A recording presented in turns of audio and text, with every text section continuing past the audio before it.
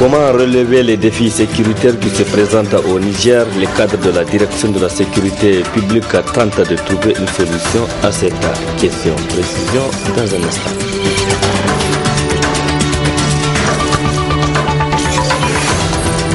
Lutte contre l'insécurité alimentaire au Niger, le stock national de vivres va être reconstitué. Les céréales seront achetées auprès de producteurs ruraux. Une bonne chose, déclare la plateforme paysanne.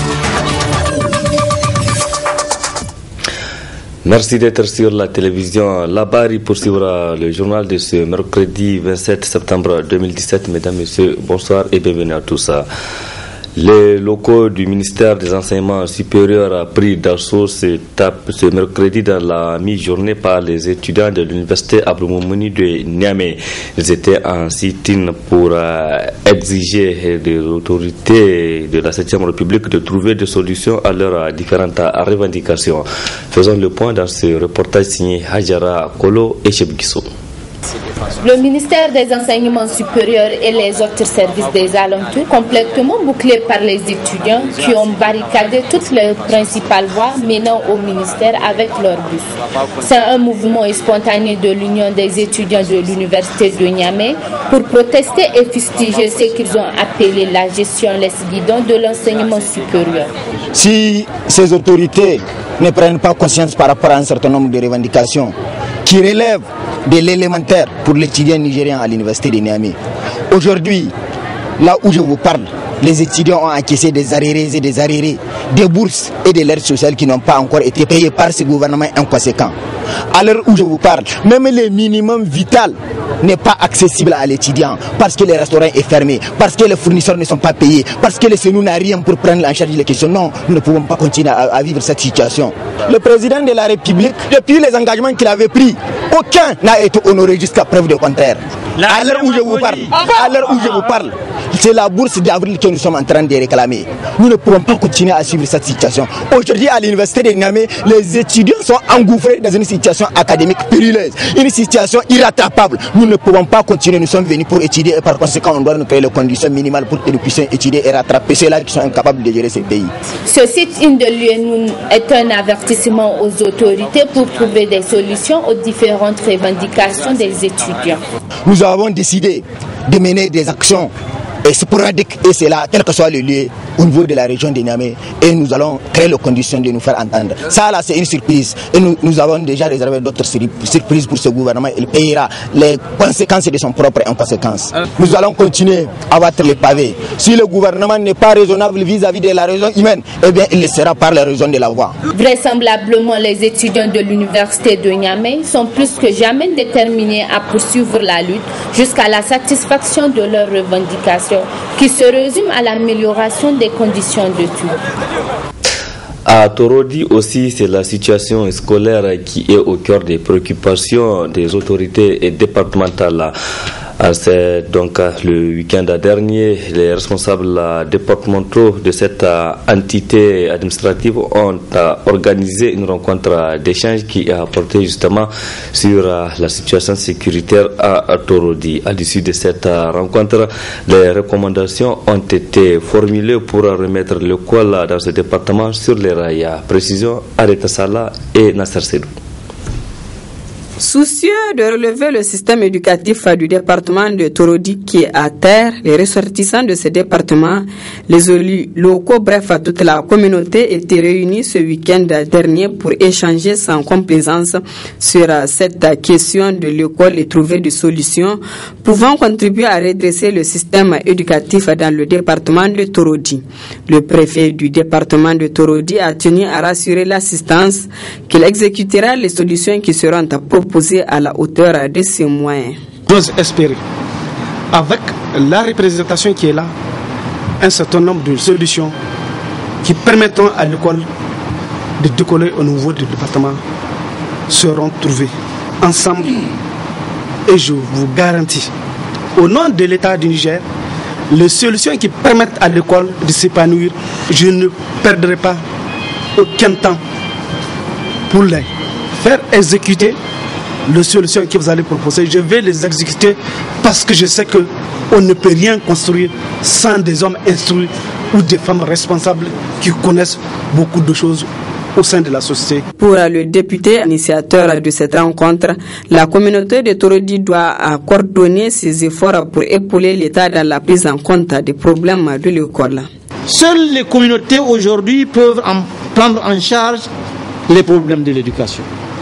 Et c'est pourquoi vous avez vu récemment le gouvernement est allé jusqu'à transférer certaines compétences, dont le domaine de l'éducation. Cela justifie à témoin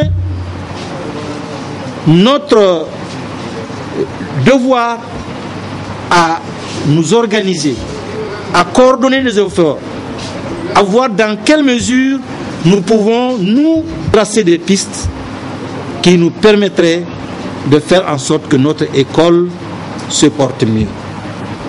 Par rapport à tout ce qui a été dit, nous avons retenu qu'il faille adopter une série de recommandations.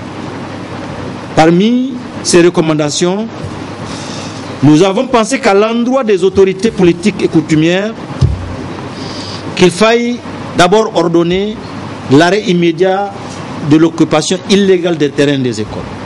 Nous demandons aussi que l'on soutienne le redéploiement des enseignants. À l'endroit de l'État, nous souhaitons la création d'une direction départementale des enseignements secondaires.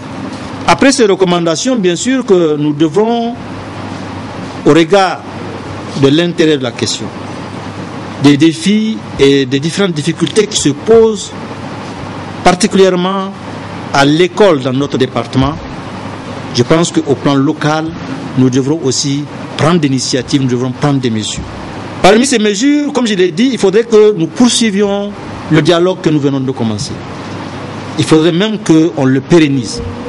Il faudrait aussi qu'on fasse en sorte que chaque directeur d'école dresse une feuille de route. Il nous faut mettre en place, et ça immédiatement, un fonds local d'appui au système scolaire.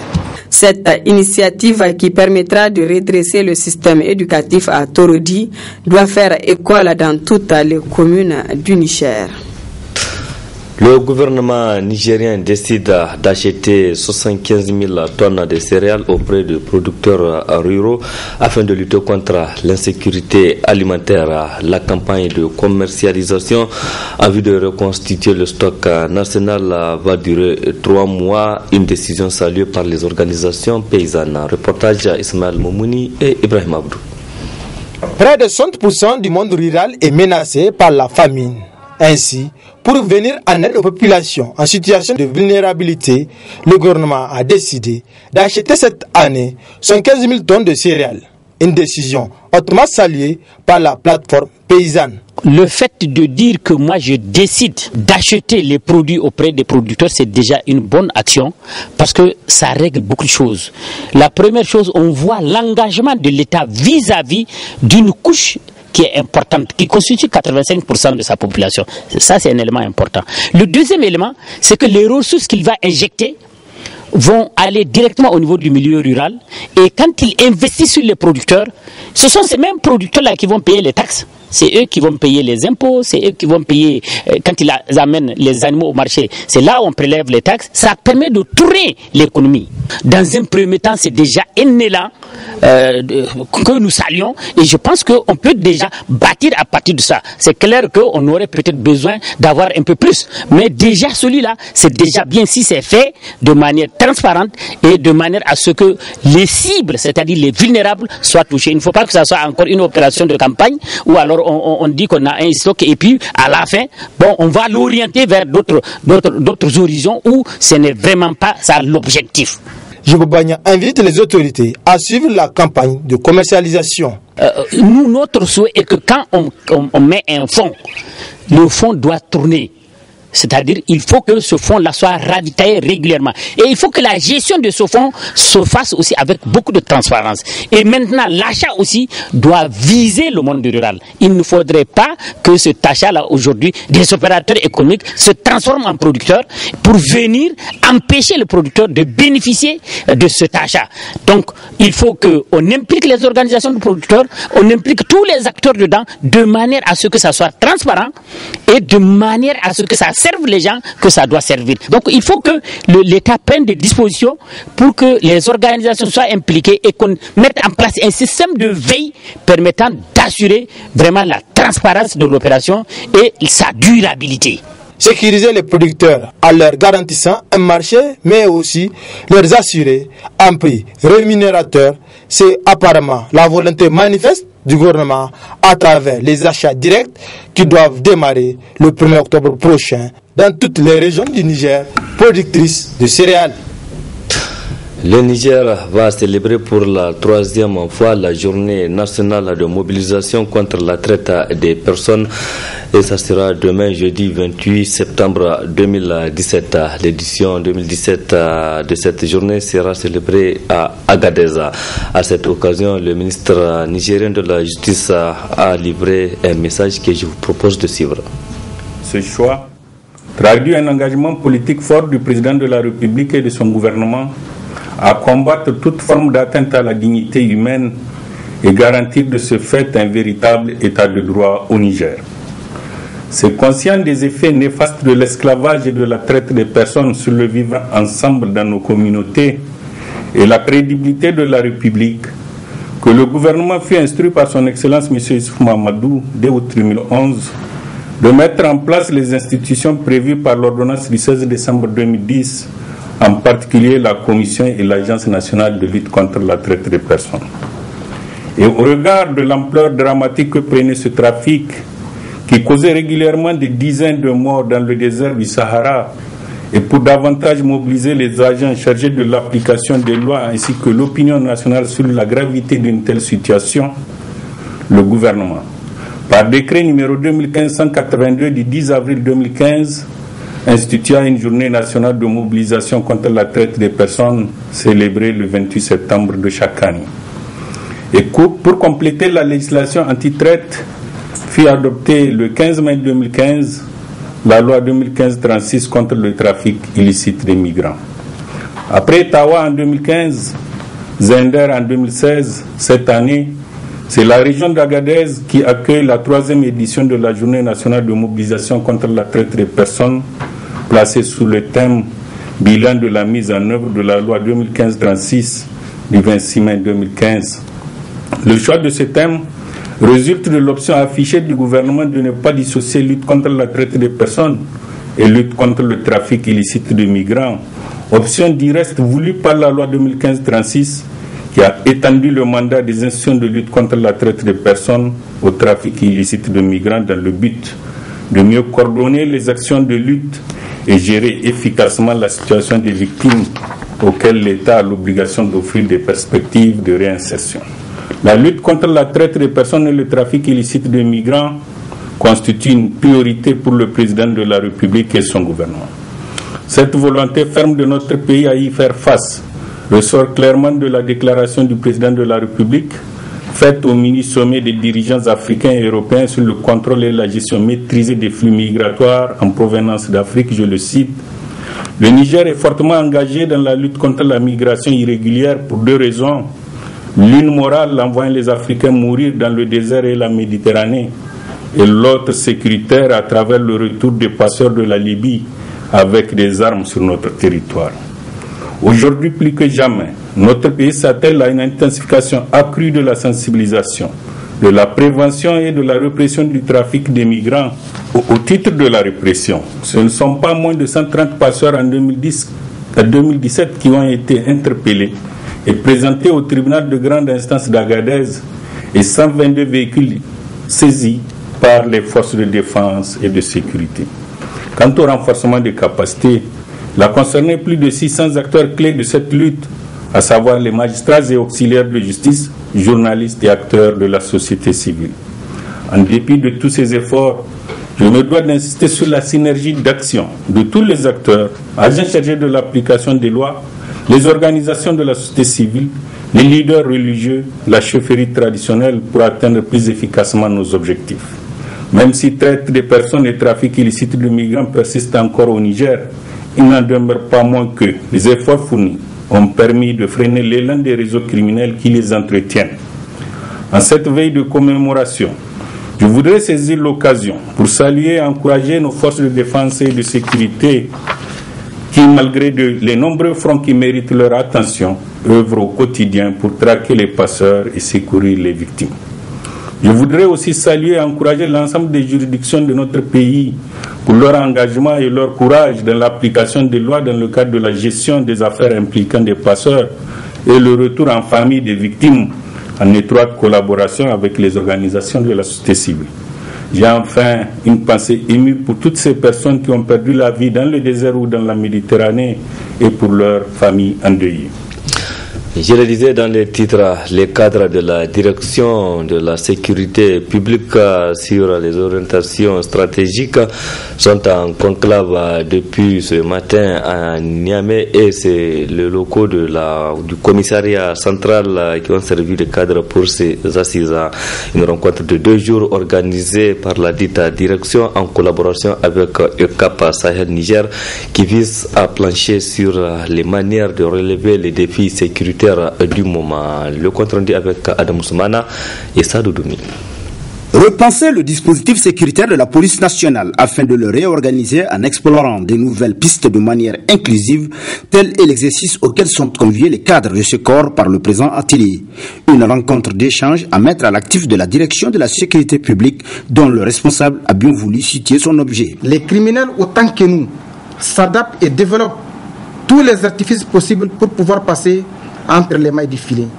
C'est pourquoi le présent atelier vient à point nommé, car il s'agira pour les cadres de la DSP de réfléchir et discuter sur des approches multidimensionnelles afin d'identifier en amont les modes opératoires de ces groupes terroristes et initier des solutions pérennes à même de les combattre efficacement. Un combat dans lequel la mission européenne ECAP Sahel Niger n'entend pas rester en marge. Les questions que vous allez traiter lors de cet atelier très important, ce sont les questions, les défis qui touchent en premier lieu Niger. Mais vous savez, on est très connectés aussi avec tout ce qui se passe en Europe. Alors, Niger et Europe sont plus en plus connectés avec tous ces défis, pas seulement ici à la région sahélienne, mais aussi dans la région de Méditerranée et même au cœur de l'Europe. Alors, ces questions que vous allez traiter sont à notre intérêt aussi. Procédant à l'ouverture de cette formation, le premier responsable de la police nationale a souligné l'importance de la rencontre tout en louant la coopération avec ECAP Sahel Niger. Il n'est pas possible de penser sécurité sans asseoir une véritable stratégie et une approche intégrant toutes les couches sociales du pays. C'est pourquoi le présent atelier sur les orientations stratégiques vient à point nommé, car il constitue une occasion pour les acteurs au plus haut niveau d'échanger sur des procédures et approches allant dans l'amélioration sur la gestion et le rehaussement des performances afin de rendre plus l'excellence, les résultats auxquels nous sommes astreints.